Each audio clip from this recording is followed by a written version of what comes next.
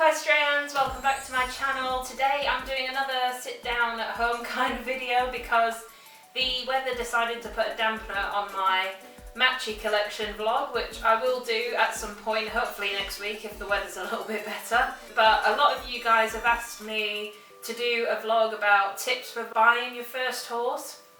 So I was very lucky. I had quite a bit of help when I went to buy Peps. And I know of quite a few people who have not been so lucky. So I thought I'd share these tips with you guys and hopefully it will help if and when you do decide to buy your own horse. So if you're new here, please do click that subscribe button and just click the notification bell as well. That'll let you know when I've uploaded a new video. And yeah, let's get into it. Let's find out what you should do to buy your first horse.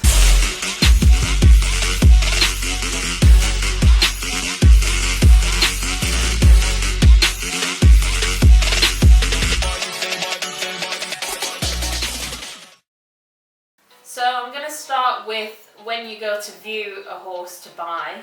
I may be referencing my phone quite a bit because I have a long list of things to go through with you guys, so do bear with me. When you go to view your horse, request to view your horse in the morning if you can.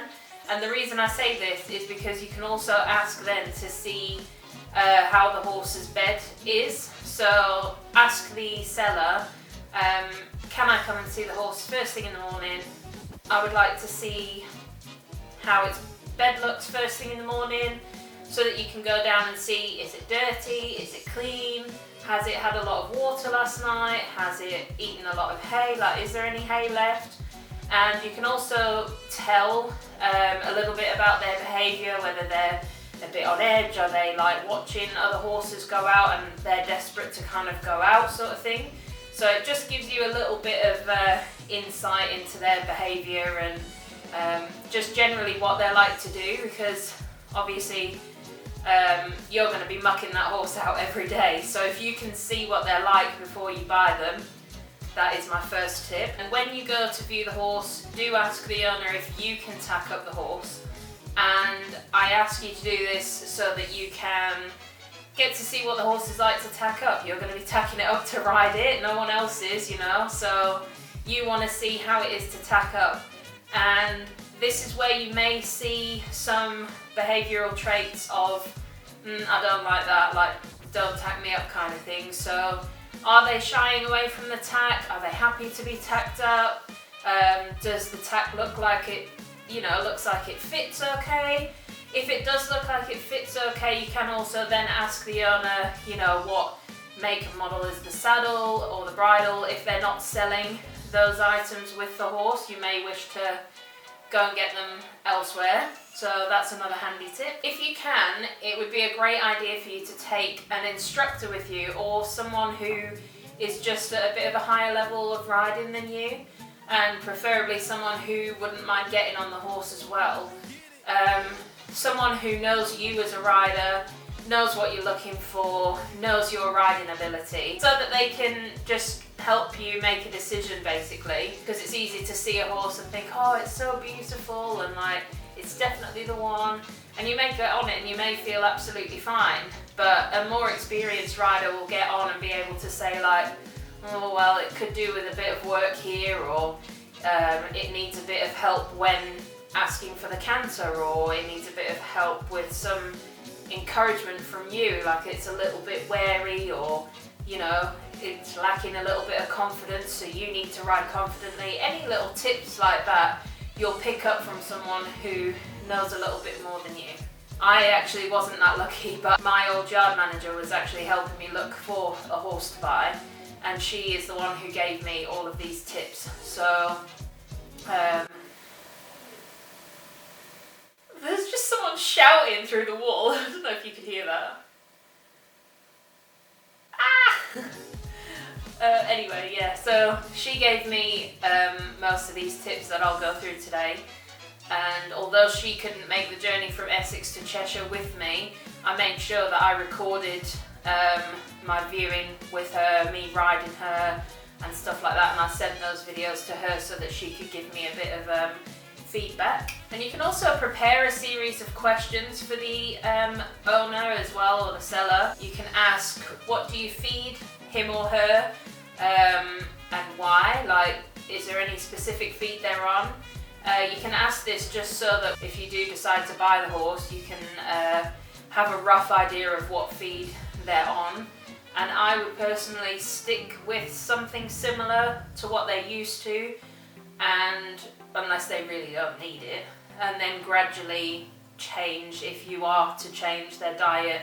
Just make sure it's gradual. Ask how much hay they normally give them. It's just handy to know so that you can feel a bit more prepared at home. Like if you do decide to buy them, you'll know how much hay to give them overnight to make sure they've got enough. Ask a little bit about their daily routine as well. So do they go out in the field? If so, how long for? Do they go out with other horses? How are they with other horses? Do they kick or bite or anything like that? Another one is, how are they to have their back, teeth, jabs, you know, any of the essential things. Like, are they good to have those things done? Do they load? Do they let you clip them? Has the seller had them vaccinated? If so, when? I'll get into that a bit later on in the video. I have made that point later on. If you do buy them, you will need to get them vaccinated. So if you can find out when they've already been vaccinated, that does help, because it will allow you to make an appropriate appointment with your vet.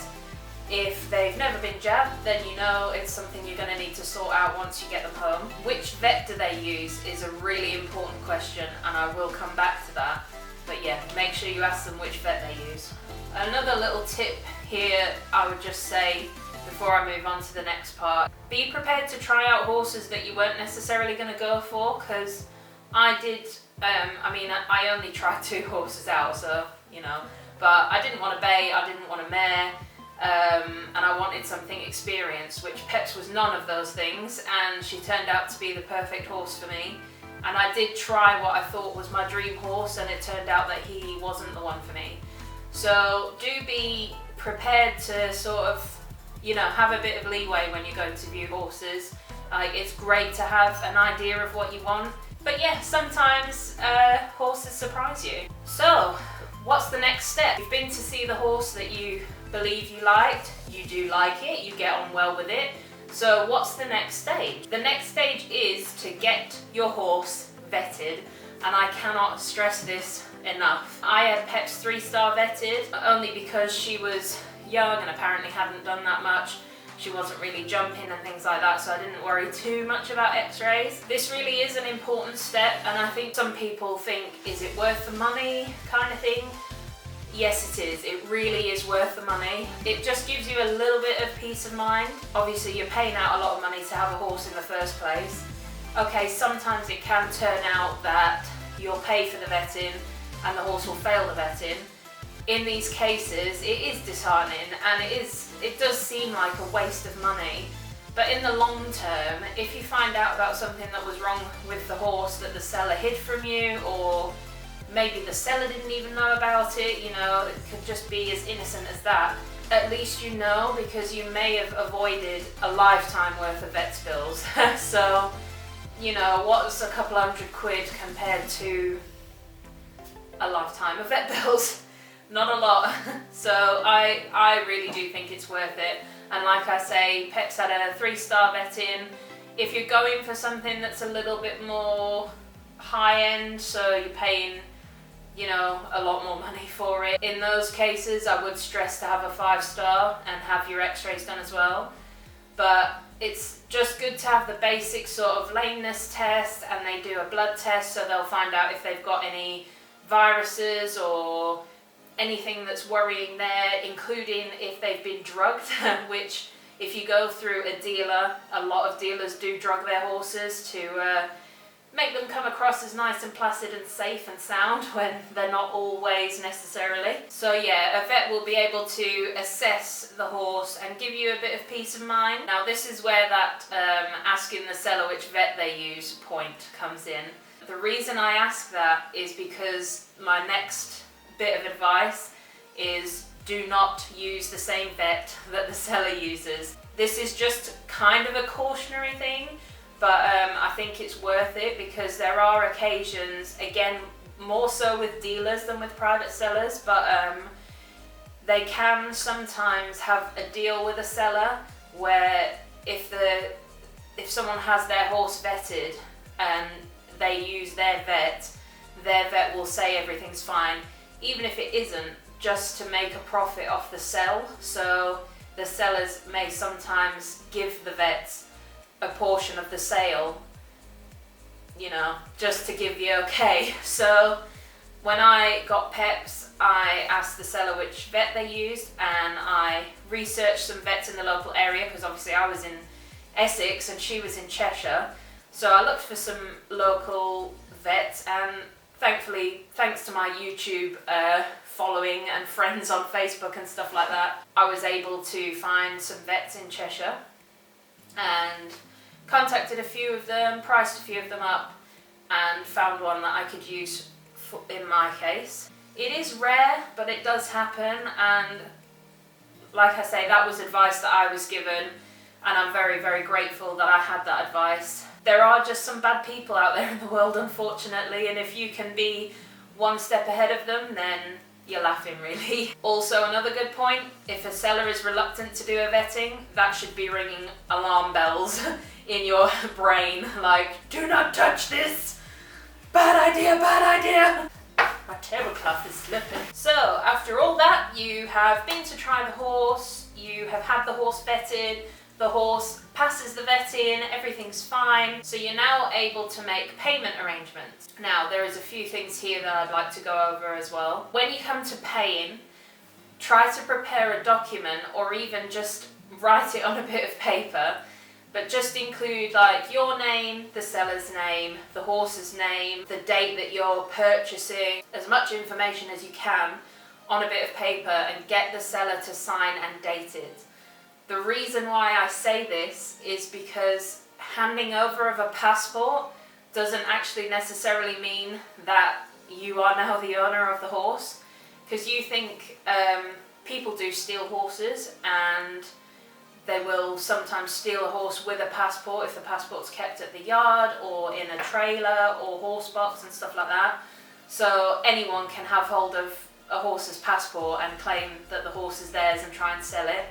So that seller could be doing exactly that to you. Again, rare, very rare, it doesn't always happen, but it does happen every now and then, so be one step ahead of the game and just get that bit of paper written out, because that is then a legal piece of paper that says this person signed this horse over to that person on this date, signed, that horse is now yours. Because the passport will still have the name of that owner or a previous owner on it, so make sure that you have that bit of paper until you change the name on their passport. This is especially important if you're paying cash in hand. Just again, a verbal agreement of the horse being signed over isn't as good as a written agreement that would stand up in court. So this is all worst case scenario stuff, guys, and I feel like I'm being like a real Debbie Downer. But honestly, if you can just be ahead of things and prepare for the worst, because it can sometimes happen, then you'll be better off than if you go in sort of light-footed and think, oh, everything's fine, it'll all be good. Like, at least you'll be prepared for the worst. And if it's not the worst, then, way, even better. The next stage, you have now paid for your horse. Congratulations, you have a horse. It's really exciting. So now that you've paid for your horse, you can start to prepare everything for its arrival, which is really exciting. But what do you prepare? Seeing as this is a video about having your first horse, some of you may not necessarily know what you should or shouldn't do or have or whatever, so I'm going to go over a few things for you now to try and help you with that. I like to make sure that the horse has a clean bed, hay and water in the stable if they're going into a stable. This will just help them to settle. They can come in, they see they've got a bed, they've got food, they've got water, so the necessities for them, it's all there. If they are going straight out into a field, ensure that there's no sort of broken fencing or barbed wire on the floor, rubbish, weeds like ragwort and stuff like that that could be harmful to the horse. Make sure it's nice and clear. If there is a water trough out there, make sure the water trough is nice and clean for them. If not, making sure that there's water buckets out there for them. And if it's a bit of bare land, there's not really a lot of grazing out there, make sure that there's hay there for them so that they've got something to graze on when they arrive. Now is one of the exciting bits, which is essentials for your horse. So this is where you get to go to the tack shop and have some fun. But for people who don't have the money to kind of go all out and you just want the essentials, these are the things that you need to get for your horse for at least, you know, for the first week of them being there. Just the things that they will need initially to get you started. Feed tubs and feed bins, if you're putting them onto a hard feed, you'll want to make sure that they've got a bin you've got a bin to store it in to keep rodents out and stuff like that, and that you've got feed bowls to feed in, you know, because you do, as you do. You'll need a head collar and a lead rope. So this actually is something that I would prepare before you go and collect them, because that's something I didn't do, and luckily the seller did give me the head collar that she originally came to them in, and a lead rope. So I would have, if I could have changed one thing, because I had all this advice, I was lucky. The one thing I would change is that I had a head collar with me. Oh, and a hay net. I didn't really think that one through either. That's probably a story for another day as to how I went about buying peps, but let's just push that to one side. We'll talk about it another time. So yeah, a head collar and lead rope so that you've got one ready for loading the horse to travel. Obviously you don't always need that. Sometimes they're coming from a transport company, or you know, the seller has arranged transport with the horse, in which case you probably won't have to worry. But you will need it for when the horse arrives, because even the transport companies won't leave a head collar and lead rope with you. They'll expect you to have your own. So head collar and lead rope, a water bucket for inside the stable or in the field, whichever they're going to be in. A grooming kit. My grooming kit is quite extensive now. I've had peps for 4 years and I've gathered quite a collection. But I think for sort of starting your grooming kit, the things you will definitely need are a dandy brush, a body brush, a face brush, a hoof pick, mane and tail brush, possibly like a pulling comb if you've got a horse that has its mane pulled, and you might want to just get some things like fly spray if it's in the summer, or some like mane and tail conditioner and stuff like that. But again, they're not really essentials unless the horse has come to you with a matted mane and tail, in which case you will need that mane and tail conditioner. Delve in now. And then a first aid kit for your horse. A lot of people don't actually think about doing this, and perhaps they don't really know what to put in a first aid kit for a horse. So a few of the sort of essentials for the first week of having a horse, I would say, would be Gamgee, which is for like wrapping your horse, like if they've got problems with the legs and you need to bandage them or whatever, Gamgee. This can also come in handy for abscesses. And vet wrap, a nappy, yep, a human nappy. Again, for abscesses, a nappy is just like so handy. Duct tape, again, this is another thing for abscesses. Dermagel, I think Dermagel is incredible. It's just so versatile for any little cuts and nicks and scrapes that they come in with. Like, fights off the bacteria in the wound, as well as creating like a film of protection so things can stop getting in and infecting it. So Dermagel is also on the list. And things like Sudocrim, you can also get eye drops. So occasionally in the summer horses get conjunctivitis with like flies getting in their eyes and stuff like that.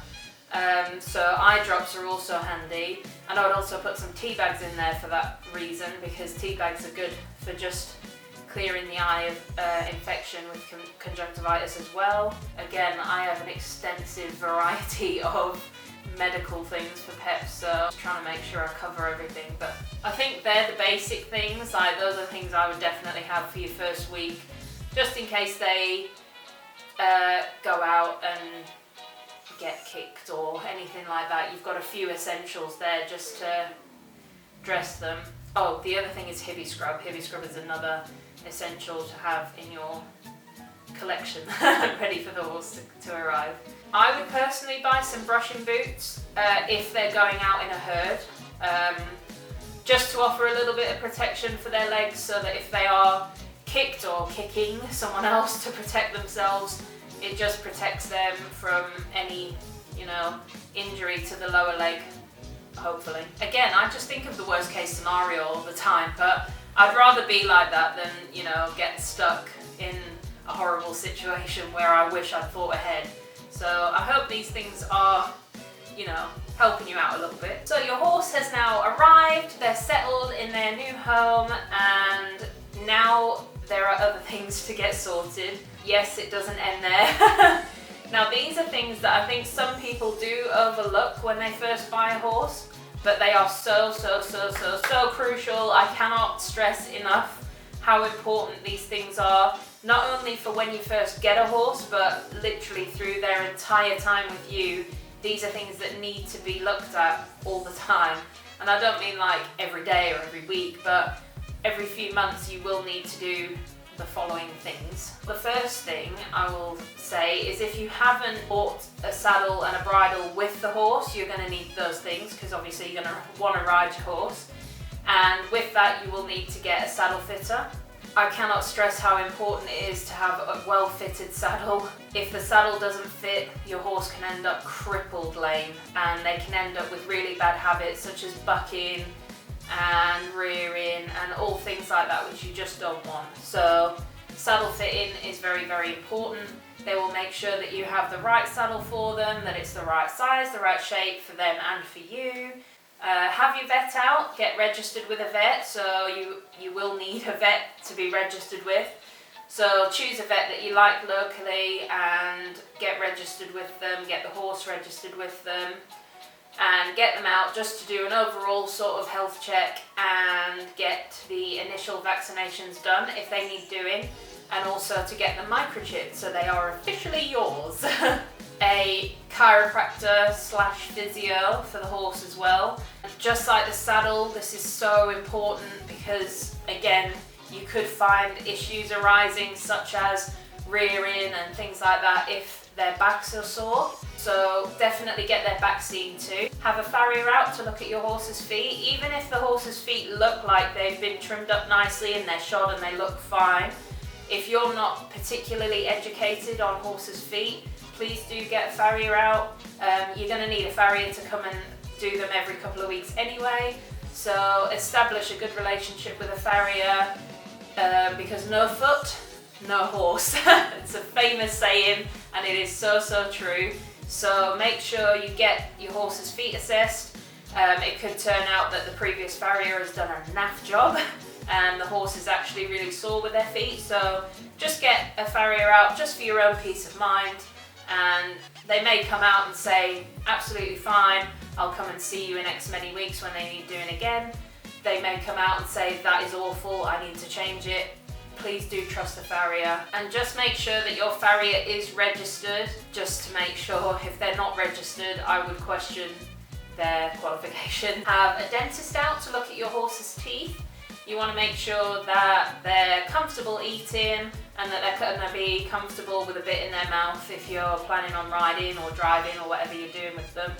So teeth is another crucial thing to get looked at. These all need to happen within the first few weeks of you having the horse. And arranging appropriate insurance for what you are going to be doing with the horse. If you're going to be hacking it out, you definitely need insurance if you're going on the road and stuff like that. So find a decent insurance policy and get the horse insured. It will just cover you should the worst happen. Personally, I would have a horse insured no matter what. This may seem like a hell of a lot of expense, and it is, like I won't lie. Obviously it doesn't all have to happen at once as soon as they get there, but it needs to get kick-started pretty much as soon as you do buy. So you need to get as many of those things ticked off as quickly as you can. And the reason I say that is it just establishes a good starting point and a good foundation for you and your horse. You know you're going to be comfortable, you know your horse is going to be comfortable.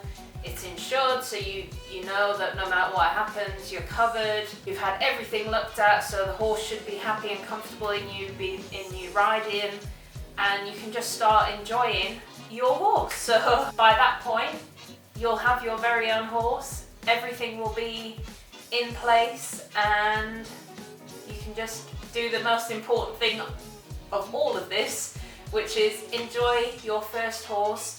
It is an absolute blessing, and yeah, I love it. I love having my own horse, it's fantastic. For anyone who is considering buying their own, particularly if you're still at a riding school, I would suggest loaning, like part loaning or full loaning, before you commit to buying, because it's very, very, very different going from riding school horses to non-riding school horses. It will just give you an idea of what it's like to have your own and what a commitment it actually is, because until you actually get into that position, you don't realise how much of a commitment it really is. They do tie you down a little bit, but if you know that that's really what you want, then go for it.